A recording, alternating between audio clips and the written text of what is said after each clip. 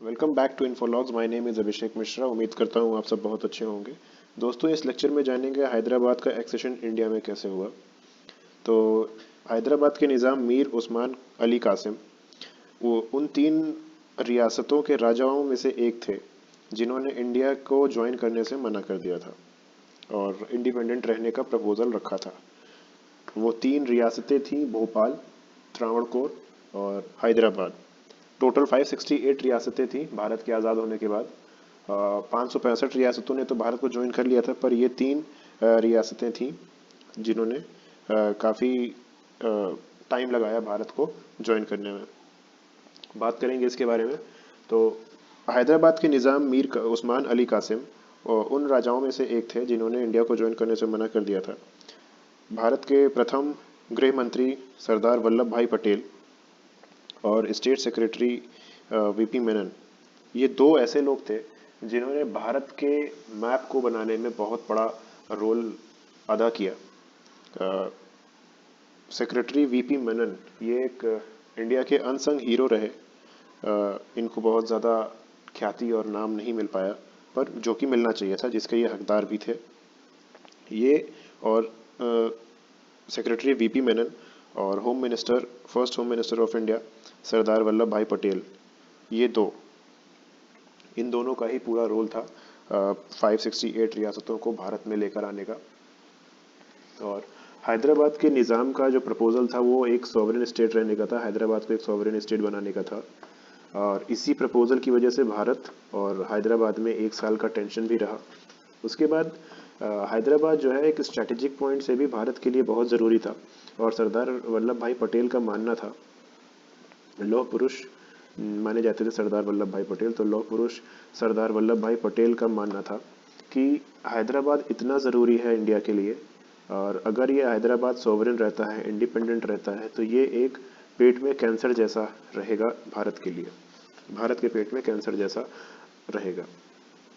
तो निज़ाम, देखिए, हैदराबाद में सिर्फ निज़ाम नहीं थे, हैदराबाद में अलग ही टसल चल रही थी निज़ाम, हैदराबाद की स्टेट कांग्रेस और वहाँ की कम्युनिस्ट पार्टी से। वहाँ के जो कम्युनिस्ट लोग थे उनके बीच में एक अलग ही टसल चल रही थी। निज़ाम को सपोर्ट कर रहे थे, करती थी इतिहाद उल मुस्लिमीन या रज़ाकार जिनको कहा जाता है। इतिहाद उल मुस्लिमीन का पार्लियामेंट्री नाम था, पार्लियामेंट्री वर्जन था रज़ाकार्स। तो शॉर्ट में अगर समझे तो रज़ाकार्स स्टेट मिलिशिया थी जो कि निज़ाम को फोर्स कर रही थी। बाद में ये सामने आया कि ये रज़ाकार्स ही थे जो निज़ाम को फोर्स कर रहे थे इंडिया को ज्वाइन ना करने का और इंडिपेंडेंट रहने के लिए। हाउएवर, निज़ाम 1947 नवंबर में इंस्ट्रूमेंट ऑफ एक्सेशन की जगह स्टैंड स्टिल एग्रीमेंट साइन कर दिया था। स्टैंड स्टिल एग्रीमेंट का मतलब है उनको सोचने का थोड़ा और टाइम चाहिए, तो वो साइन कर लिया था। इंस्ट्रूमेंट ऑफ एक्सेशन में तुरंत इंडिया एक्सीड कर जाता है उस स्टेट में, पर स्टैंड स्टिल एग्रीमेंट में कुछ दिन का सोचने का टाइम और मिल जाता है, तो स्टैंड स्टिल एग्रीमेंट को निज़ाम ने साइन कर दिया था। और इसी बीच हिंदू मुस्लिम टेंशन बढ़ जाता है हैदराबाद में, क्योंकि रज़ाकार जो थे वो हार्ड लाइन कम्युनिस्ट थे, हार्ड लाइन कम्युनिज्म फैला रहे थे।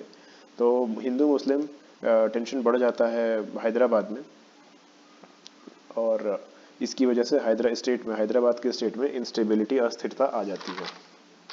1948 में लॉर्ड माउंटबेटन जाते जाते हैदराबाद से कहते हैं कि एक बार इंडिया में एक्सेशन करने का सोचिएगा। मतलब इंडिया में एक्सेशन करने के लिए एडवाइस करके जाते हैं निज़ाम को लॉर्ड माउंटबेटन। लेकिन लॉर्ड माउंटबेटन के जाते ही सरदार वल्लभ भाई पटेल ने इंडियन आर्मी भेज दी हैदराबाद में सितंबर के महीने में। 4 दिन लगे इंडियन आर्मी को।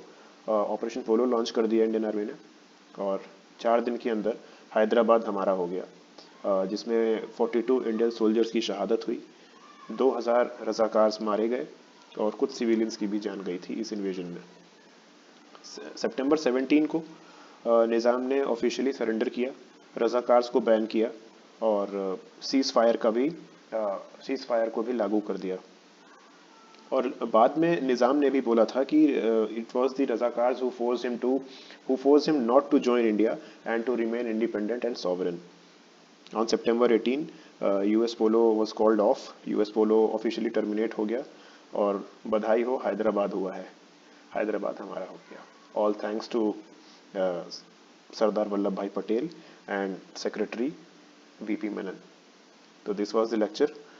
उम्मीद करता हूँ अच्छा लगा होगा। अच्छा लगा हो तो लाइक करें, शेयर करें और सब्सक्राइब करें। Thank you so much.